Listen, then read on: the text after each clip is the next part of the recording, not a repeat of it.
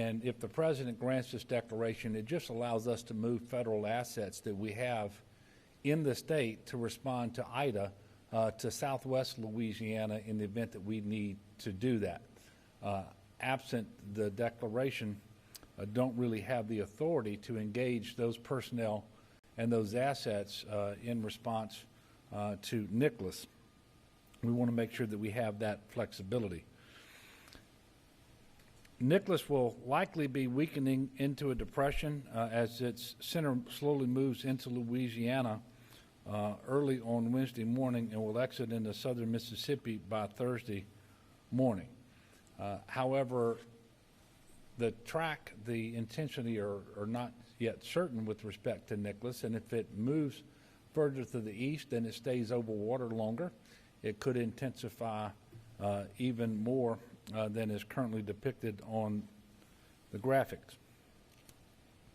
Life-threatening flash flooding due to very heavy rainfall will be the primary concern, and that's Tuesday through Thursday, with rain totals of 6 to 10 inches across South Louisiana, and in isolated areas it could be much higher than that.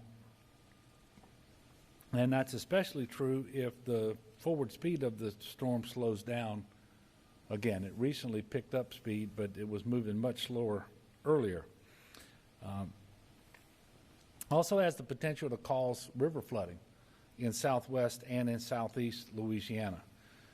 One of the things that could exacerbate the threat of flooding are all the ditches and catch basins and storm drains and so forth, all these drainage systems that have debris from previous storms that hasn't yet been cleaned up, and that could enhance the threat for flash flooding.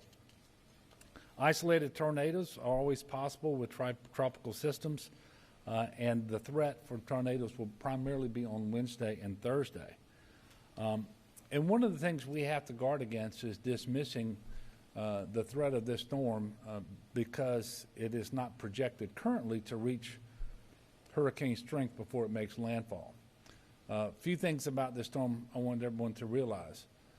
As of right now, with this projected path, the right side, or typically the side where most of the rain falls, will be in Louisiana. Secondly, Hurricane Ida, long after it ceased being a hurricane, caused devastating flash flooding because of rainfall throughout New Jersey, Delaware, and New York. And I would only have to point back to 2016 here, and really May of this year as well, when we had unnamed storms that actually caused significant property damage and the need for some sheltering because of rain and flash flooding. And we certainly know from 2016 you don't have to even have a named storm in order to have very significant flooding. So because of the high amounts of rainfall, the threat of flash flooding, coupled with the fact that southwest Louisiana and southeast Louisiana are still recovering from multiple storms, I felt like the declaration of emergency was a prudent thing to do. And we're asking everyone across South Louisiana, and when we say South Louisiana, potentially heavy rainfall in central Louisiana as well, as you can see from the graphics. But we're asking everyone to be mindful of the threats that are posed. It doesn't take much water to wash your car off the road. And after Hurricane Ida moved through, an individual perished while trying to drive across a flooded roadway in his vehicle. Floodwaters often hide other dangers as well. It could be electrical wires or sharp objects. And of course, the safe thing to do is stay out of floodwater. Remember, stay aware of the situation. Heed all of the guidance coming from local officials. Make sure that you're tuning in to the National Weather Service and the TV news or radio news and know what's happening with the weather. Watch for boil advisories in case water systems go out. Understand that much of the electricity restoration has already happened, is tentative, They haven't repaired all of the transmission lines serving many of the areas in southeast Louisiana. So it's possible that not just that continued restoration efforts could be slowed, but some of what has already been restored could be lost as well for some period of time. And speaking of power outages, we still have more than 119,000 customers without power in southeast Louisiana. And with respect to Ida, we did confirm, or the coroner of East Baton Rouge Parish did confirm 2 additional deaths today to be related to the storm. A 69-year-old male and an 85-year-old female, both from East Baton Rouge, and they both perished because of heat-related issues because of extended power outages. That brings the total number of heat-related deaths to 12. Heat-related deaths to 12, and the total number of deaths related to Ida is now 28. With respect to preparations for Tropical Storm Nicholas, the National Guard will stage 80 high-water vehicles, 23 boats, and 15 aircraft across southwest Louisiana and into central Louisiana by the end of the day, and will remain postured for response in southeast Louisiana as necessary. And of course, this is in addition to their ongoing Hurricane Ida recovery efforts. Currently, more than 8,200 service members are activated in support of operations in Louisiana. That includes more than 2,000 from other states. The State Fire Marshal has 30 boats staged in Lafayette today, with the potential for that number to go up to 72 if needed. Communications are also underway with Louisiana urban search and rescue teams, and we have 4 teams available immediately, and we will increase that number if we need to. Similarly, the Louisiana Wildlife and Fisheries are posturing with 169 agents with boats and trucks able to respond. The CPRA is holding pumps and other flood fighting assets from Hurricane Ida in place so that they can continue dewatering operations following Tropical Storm Nicholas. The DOTD staff were on alert and have mobilized their high water signs, barricades, and other equipment that may be needed to address issues related to the storm. This equipment will be utilized when it's safe to do so. It's important to note that debris on the roadway and high water can occur at any time during these storm events, and a motorist, you as a motorist, can certainly beat the highway department to these locations. And so just because there isn't a sign up doesn't mean that it's safe to drive. But it's certainly unsafe if you ignore a sign or a barricade and proceed into standing water. As always, I encourage people to check 511la.org or the 511LA app to see what routes are open or closed at any given time because of weather or other causes, and to find alternate routes if necessary.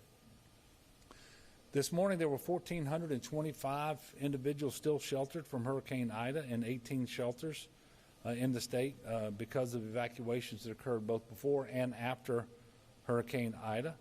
Obviously, our shelters are open and they're ready, if necessary, to be used for individuals who might have to relocate because of Tropical Storm Nicholas. But if you need shelter because of Tropical Storm Nicholas, please first heed the guidance of your local Office of Emergency Preparedness, the people in your parish. They will give you the most up-to-date shelter information for your area. But you can also text LA Shelter to 898-211, or you can dial 211. A few updates from FEMA on Hurricane Ida. FEMA has now approved more than 277,000 applications for disaster assistance. That's individual assistance. And that means more than $317 million also already approved. Total registration is approaching 600,000, 593,000 and some change have registered for individual assistance from Hurricane Ida. There are more than 10,406 households checked into the Transitional Sheltering Assistance Program. That means more than 30,000 household members are in hotels because of the TSA program. With respect to the National Flood Insurance Program, there have been 10,579 claims filed because of Ida, and currently $20.1 million has been paid out. The Small Business Administration has approved 884 loans for a total of more than $36.8 million. More than 51,000 individuals have registered for the Blue Roof program. Those installations began last week, and as the program started to ramp up, I can tell you that more than 450 have been installed, and that number is going to increase, I think, rather dramatically over the coming days and weeks, of course, dependent upon the weather. If you still need to apply for a Blue Roof, you can do that online at blueroof.us, or you can call 888-ROOF-BLUE. That is 888-ROOF-BLUE. That's no E on the blue. The number there is 888-766-3258. If you submit an application, you will be added to a queue, and unless you're deemed ineligible for some reason, a crew will show up to install a Blue Roof on your house. If you don't receive a follow-up call after applying, you shouldn't get concerned about that. But if you do have a question, you can call back and ask on the same number. That's 888-766-3258. It is very unlikely that you will be given an exact date when the Blue Roof will be installed on your house. I know that bracing for another storm while we're still responding to and trying to recover from Hurricane Ida is not the position that we wanted to be in, but it is a situation that we are prepared for. But we're asking individuals and families who live across South Louisiana to be similarly prepared. We are in the peak of hurricane season. We certainly knew that additional storms would be possible, and of course there could be storms after Nicholas as well. And in fact, things continue to brew up in the Atlantic as we speak. So please continue to monitor your local weather, heed the warnings and guidance given from your local officials. If your storm supplies were depleted due to Hurricane Ida, please do what you can to restock. Make sure you have on hand that you will need. There will be a few state office closures tomorrow. I think we just got those in from the Commissioner of Administration. So these are Southwest Louisiana office closures ahead of Tropical Storm Nicholas. There will be 16 in Southwest Louisiana. There'll be a total of 25 parishes with state office closures tomorrow. So tomorrow they'll close in Vernon, Rapides, Avoyelles, Beauregard, Allen, Evangeline, St. Landry, Calcasieu, Jefferson Davis, Acadia, Lafayette, St. Martin, Cameron, Vermilion, Iberia, and St. Mary. Just a few comments on COVID, and then we'll take a few questions. Obviously, all of our response to Ida and preparations for Nicholas come during the pandemic.